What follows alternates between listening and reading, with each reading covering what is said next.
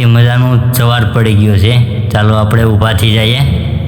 ને બાકી આવા ઘરમાં હું શું છું તમે જોઈ શકો છો કે આવું કાંક ઘર છે ને બાકી થોડું રહે એવું ને બાકી સવારનું વાતાવરણ શું આવું વાતાવરણ છે. પછી મેં પીસી કરી લીધી.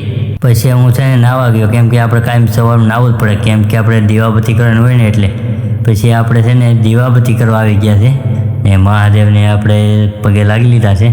તમે પણ બધા દર્શન કરી લેજો મહાદેવના 4 ધામના. પછી છે ને હું ભાઈ ગામમાં શિવ મંદિર છે ત્યાં હું દર્શન કરવા ગયો હતો. ત્યાં રોહિતભાઈ મળી ગયા તો રોહિતભાઈને રામ કરી લીધા આપણે ને મળી લીધા રોહિતભાઈને. તે હું ઘરે આવ્યો. ઘરે આવીને નાસ્તો મેં કરી લીધો ગાંઠિયા ને દૂધ કેમ કે હું ચા નથી પીતો એટલે.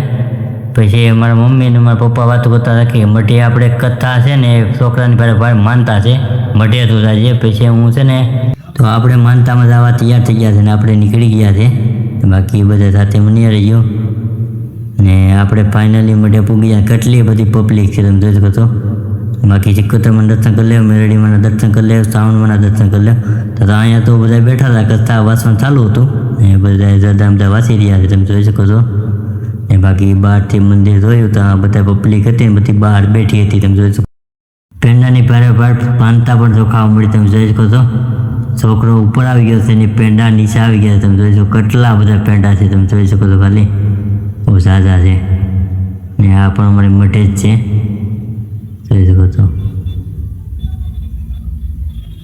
છે ને ભાઈ પેંડા યાદ બના ને હવે છે ને ભાઈ હવે જમવા જવાનું છે કેમ કે હવે 1 વાગી ગયો છે. હવે બધી પેંડાની માનતા રોકાઈ છે. હવે જમવા જવાની તૈયારી જ છે. હવે આપણે જમવા જવાનું છે. ફાઇનલી આવી ગયા છે. ને મારો વિડીયો કેવો લાગ્યો તમને કમેન્ટમાં જણાવજો. તો બધા ભાઈઓને હર હર મહાદેવ.